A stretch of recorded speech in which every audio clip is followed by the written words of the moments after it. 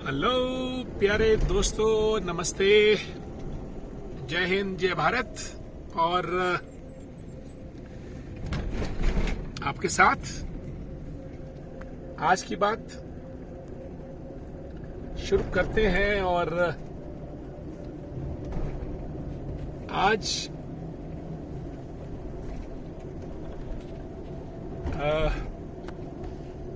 जरा अंतर्राष्ट्रीय विषयों की तरफ अपना रुख करते हैं। और दुनिया, आपको मालूम है कि आज पिछले 12 दिन से टेलीविजन पर सब चीजें नदारद हैं, इलेक्शन वगैरह वगैरह। कोई खबर सिवाय इसके कि यूक्रेन में क्या हो रहा है, यूक्रेन में जो भारतीय हैं वो क्या वापस पहुंच पा रहे हैं या नहीं पहुंच पा रहे हैं,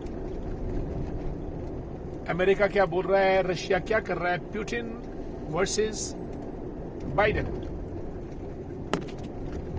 पुतिन एक ऐसे राष्ट्रपति हैं रशिया के जो स्वयं राष्ट्रपति हैं, अपने आप स्वयंभू राष्ट्रपति हैं। जब तक रहना चाहे राष्ट्रपति, वो राष्ट्रपति रह सकते हैं। और मैं समझता हूं कि इसीलिए शायद शासन प्रणाली का जो सबसे बढ़िया सिस्टम है वो लोकतंत्र है, democracy, government of the people, by the people and for the people. लेकिन जब हमारे पास इस किस्म के डिक्टेटर्स होंगे, इस किस्म के तानाशाह होंगे, तो ये लोग अपनी मनचाही मनमर्जी के मुताबिक देश की जनता की परवाह किए बगैर ऐसे ऐसे निर्णय लेते हैं, जैसा निर्णय पुतिन ने यूक्रेन पे आक्रमण करके किया है। और मैं तो समझता हूं कि यूक्रेन और रशिया, ये दोनों आपस में तकरीबन भाई भाई हैं, एक दूसरे के साथ रिश्तेदारियां हैं, लोग एक दूसरे के आसपास आते जाते हैं। परंतु फिर भी आक्रमण हुआ, और ऐसा आक्रमण हुआ, इस किस्म का आक्रमण शायद आज तक नहीं हुआ।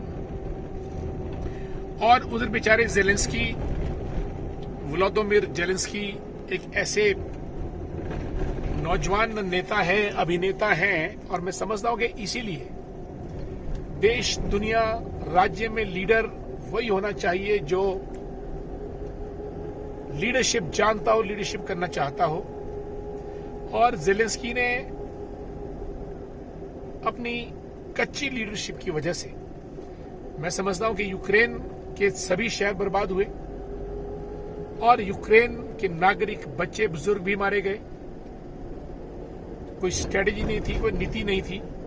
और आज भी रूस तकरीबन उसके दोनों हाथ पकड़कर मुंह पे दोनों तरफ से चांटे जड़ रहा है, और वो यूक्रेन कुछ नहीं कर पा रहा है। और उधर अमेरिका ने अपनी एक बहुत बढ़िया स्ट्रेटजी चलते हुए अपने दुश्मन रशिया को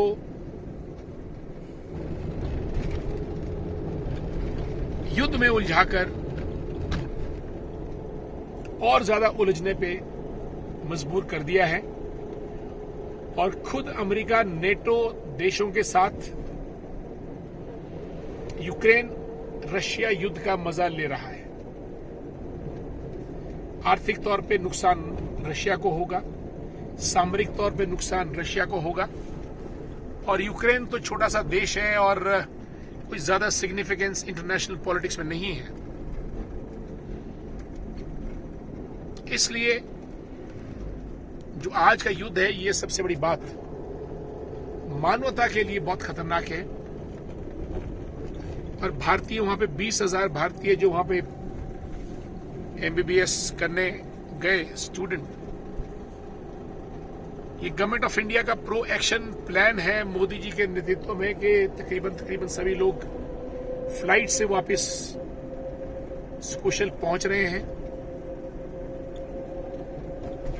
और हमारे हिमाचल से भी हमारे डॉक्टर रमेश, जो IGMC के MS थे पहले, अब जॉइंट डायरेक्टर हैं हेल्थ सर्विसेज में, उनके बेटे भी खार्किव में थे। कुशल समाचार यह है कि वो भी वापस आ गए। हजारों घरों में बच्चे वापस आए और government of India deserves kudos, a standing applause for this brilliant initiative taken by Government of India under the dynamic leadership of Prime Minister Narendra Modi ji. Russia को घेरने के लिए अब नेटो देश धीरे धीरे आगे आ रहे हैं और मुझे लगता है कि ये लड़ाई और ज्यादा खींचेगी। ज़ेलेंस्की मानने वाले नहीं है क्योंकि उनको ज्यादा इंटरनेशनल पॉलिटिक्स का पता नहीं है। हाँ, वो ये कहते हैं कि अंत तक लड़ूंगा, सब लड़ेंगे, सब मरेंगे। ज़ेलेंस्की झुकेगा नहीं और पुतिन रुकेगा नहीं। अब इस खेल में ये दौड़, ये वॉर कहां तक जाता है ये देखना बड़ा मुश्किल है। लेकिन अगर ये होता है तो इसमें यूरोप को बहुत नुकसान होगा।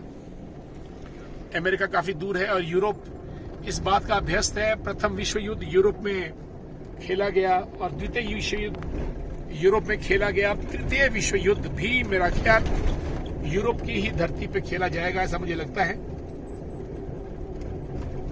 और अगर परमाणु युद्ध की तरफ अगर आसार बढ़े तो ये मानवता के लिए, सृष्टि के लिए, धरती के लिए एक भयानक विनाश का प्रतीक होगा। हम इस बात से हैरान हैं कि इतने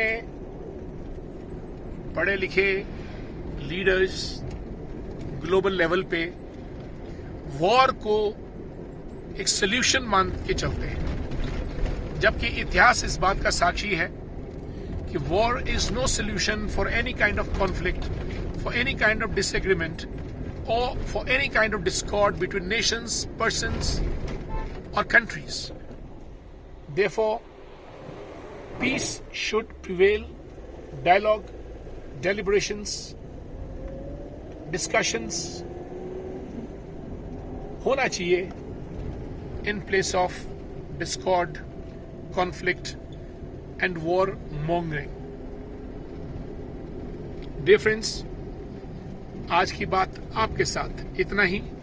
अपनी बात समाप्त करता हूं। कल फिर और किसी नए विषय के साथ आपसे मुखातिब होंगे।